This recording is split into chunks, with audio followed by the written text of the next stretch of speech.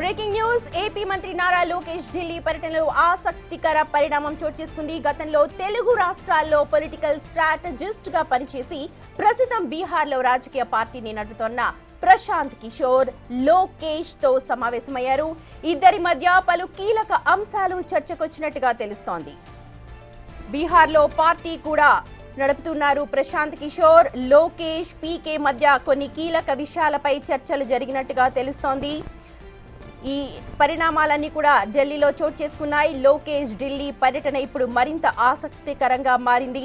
ఏ విషయాలపై చర్చించారు అన్న డీటెయిల్స్ పై ప్రస్తుతమైతే క్యాడర్లో చర్చ జరుగుతోంది.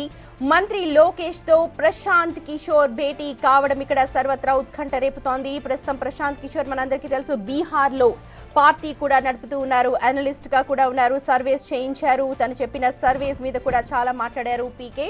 అయితే ప్రస్తుతం లోకేష్ పీకే మధ్య కీలక విషయాలపై చర్చలు జరిగినట్టుగా తెలుస్తోంది.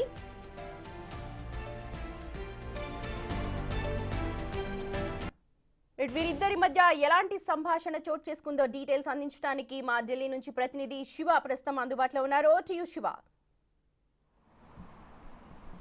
రైట్ సుమతి, నారా లోకేష్ ఢిల్లీ పర్యటనలో ఆసక్తికర పరిణామం చోటు చేసుకుంది. నారా లోకేష్ వచ్చిన వితిన్ 5 మినిట్స్లోనే ప్రశాంత్ కిషోర్ పొలిటికల్ అనలిస్ట్ ప్రశాంత్ కిషోర్ కూడా నారా లోకేష్ నివాసానికి చేరుకున్నారు. ప్రజెంట్ నారా లోకేష్ నివాసంలో ఇద్దరి భేటీ కొనసాగుతుంది. మనం చూస్తున్నాం ప్రజెంట్ నారా లోకేష్ నివాసం వద్దన్నాం.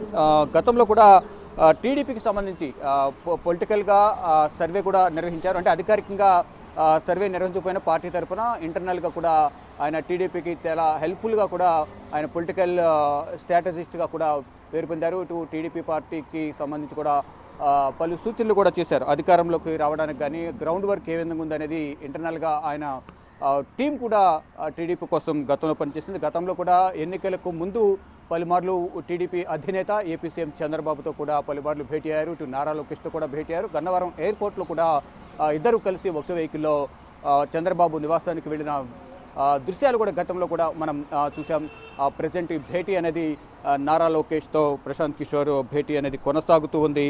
బీహార్లో ప్రజెంట్ ప్రశాంత్ కిషోర్ ఒక పార్టీ కూడా రాజకీయ పార్టీ కూడా నడుపుతున్నారు.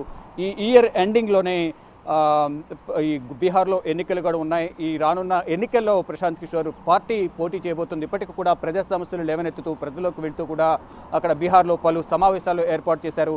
ఇటు ప్రజెంట్ ఉన్న అధికార పార్టీకి వ్యతిరేకంగా కానీ, మరోవైపు ప్రజలకు సంక్షేమ పథకాలు అందడం కానీ, అభివృద్ధి పరంగా కూడా కొన్ని కీలక విషయాలపై కూడా గతంలో కూడా కొన్ని నిరసనలు కూడా తెలియజేశారు. ఇటు పార్టీకి సంబంధించి ప్రజల కోసం కూడా ఆయన జైలుకు కూడా వెళ్ళారు. నేను బెయిల్ అప్పీల్ చేయను, బెయిల్ తీసుకోను, జైల్లోనూ ఉంటానంటూ కూడా ఆయన ధర్నాలు కూడా నిర్వహించారు.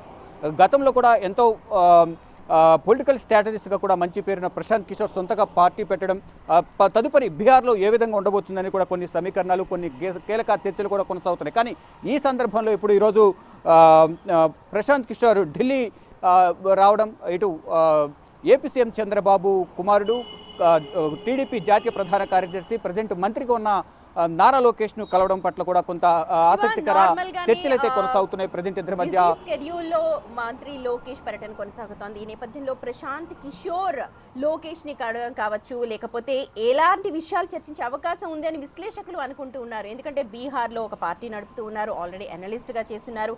ఇక్కడ అభిప్రాయాలు తీసుకుని ఏమైనా అక్కడ అవలంబించే అవకాశాల కోసం చూస్తున్నారా? ఎలాంటి విశ్లేషణ ఉంటుంది? రైట్, మీరన్నట్లు అన్ని విషయాలు కూడా చర్చకొచ్చే అవకాశం అయితే కనిపిస్తోంది. గతంలో 2019లో వైసీపీ అధికారంలోకి రావడంలో కీలక పాత్ర పోషించారు ప్రశాంత్ కిషోర్ టీం, అలాగే ప్రశాంత్ కిషోర్. తర్వాత 2019లో టీడీపీ అధికారంలోకి రావడం కానీ అసలు గ్రౌండ్లో ఏ విధంగా ఉంది, గ్రౌండ్లో ప్రజలు ఏమనుకుంటున్నారు, ఓటర్లు ఏమనుకుంటున్నారు, గత ప్రభుత్వంపై జగన్మోహన్ రెడ్డి ప్రభుత్వంపై ఏమనుకుంటున్నారు, నూతనంగా 2019లో టీడీపీ కానీ ఇటు ఎన్డీఏ కూటమి కానీ అధికారంలో రావాలంటే ఏ విధంగా ఎటువంటి సంక్షేమ పథకాలు కానీ ఎటువంటి వ్యూహాలతో ముందుకు వెళ్ళాలి అనే అంశాలకు సంబంధించి కూడా ఇంటర్నల్గా సర్వే చేసి టీడీపీకి, టీడీపీ అధినేత చంద్రబాబు కూడా గతంలో కొంత సమాచారం ఇచ్చారు.